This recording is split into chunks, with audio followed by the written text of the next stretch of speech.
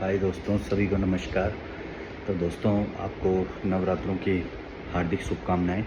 जैसे आपको पता है नवरात्र आने वाले हैं और दोस्तों माँ के आने से सारी समस्याएं दूर हो जाती हैं, सारी चिंताएं दूर हो जाती हैं, क्योंकि माँ जैसा प्यार शायद कोई कर नहीं सकता इस जीवन में।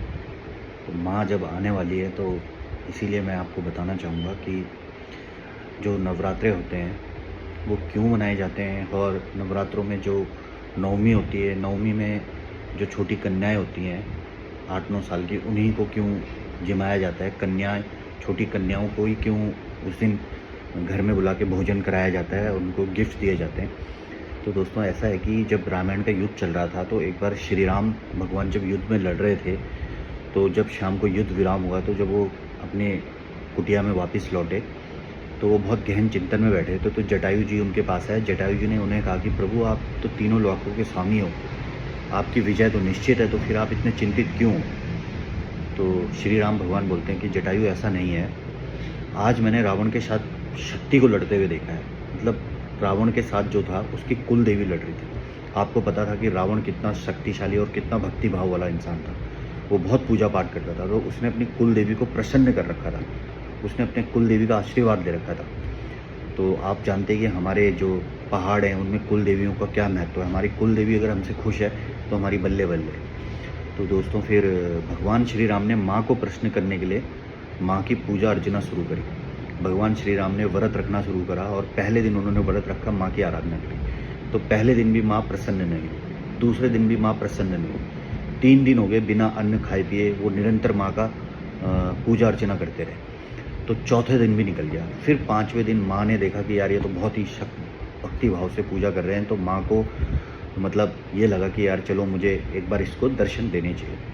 तो माँ ने फिर भगवान श्री राम को 5वें दिन दर्शन दिया था। इसीलिए 5वें दिन जब भी हम हरियाली जमाते हैं तो 5वें दिन ही हम संपट खोलते हैं। जो हम हरियाली के जो पत्तों से ढका रहता है उसी दिन हम 5वें दिन उसको निकालते हैं और हरियाली हमें साफ नज़र आती है, ताकि उसी दिन, इसीलिए भगवान श्री राम को दर्शन दिए थे माँ ने 5वें दिन, इसीलिए उस दिन संपट खोला जाता है। तो दोस्तों माँ ने जब भगवान श्री राम को दर्शन दिए तो माँ ने कहा, देखो श्री राम, मैं आपको आशीर्वाद नहीं दे सकती हूँ क्योंकि मैंने रावण को पहले ही आशीर्वाद दे चुकी हूँ और मैं अब आपको आशीर्वाद नहीं दे सकती हूँ। तो भगवान श्री राम बहुत ही विचलित हो जाते हैं, लेकिन फिर माँ अंतर्ध्यान हो जाती है। तो भगवान श्री राम अपनी पूजा नहीं छोड़ते। फिर वो 6वें दिन भी निरंतर पूजा करते हैं, फिर 7वें दिन निरंतर पूजा करते हैं, 8वें दिन भी वो पूजा कर रहे होते हैं। तो वो 108 कमल के फूल लेके आते हैं। कहते हैं कि ये मैं नवमी के दिन माँ को अर्पण करूँगा, 108 कमल के फूल। तो माँ कहती कि यार कि मैं 2 कमल के फूल माता जी अपनी माया से खराब कर देती है। तो भगवान श्री राम जब माता को 108 कमल के फूल चढ़ाने जाते हैं तो देखते हैं कि 2 फूल खराब है। तो भगवान श्री राम कहते हैं यार कि अब तो मेरी पूजा पूरी नहीं होगी, मैं क्या करूं? तो भगवान कहते हैं कि बचपन में उनकी माँ श्री राम भगवान को कमल नयन कहती थी। जो उनकी माता जी थी वो उनको बोलती थी कि तू कमल नयन है, तू कमल नयन है। तो भगवान श्री राम कहते हैं जब मेरी माँ मुझे कमल नयन कहती थी तो मेरे नयन भी कमल की तरह होने चाहिए। तो भगवान क्या करते हैं, अपनी दोनों आँखों को निकाल के माता को अर्पित करने वाले। तो जैसे ही वो अपने यहाँ पे तीर चुगाते हैं तो वैसी माँ उनको दर्शन दे देती है। लेकिन माँ जो उनको दर्शन देती है वो कन्या रूप में देती है। 8-9 साल की कन्या के रूप में, छोटी बच्ची के रूप में माँ उन्हें दर्शन देती है। फिर उन्हें कहती है कि देखो, इस रूप में मैंने आज तक किसी को दर्शन नहीं दिए, कन्या रूप में मैंने सिर्फ तुम्हें दर्शन दिए हैं और तुम्हें आशीर्वाद दिया है।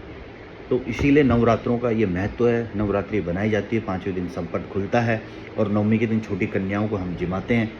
तो दोस्तों मेरी आपसे यही गुजारिश है कि नवरात्रि जब भी आते हैं तो ये एक त्यौहार है हमारा, इन्हें त्यौहार की तरह बनाएं और आपकी जो भी विपत्ति है, जो भी कष्ट है वो माँ के सामने रखें। माँ हमेशा आपको आशीर्वाद देगी। और जो आपकी कुल देवी है, अगर आप अपनी कुल देवी को खुश रखते हैं तो आपको किसी और को खुश रखने की ज़रूरत नहीं है। तो इस नवरात्रि में अपने कुल देवी की आराधना करें, उनके मंदिर जाएं, उनको प्रसाद चढ़ाएं। तो नवरात्रों में यही मैं बोलूँगा, जय माँ काली, जय माता दी, हर हर महादेव।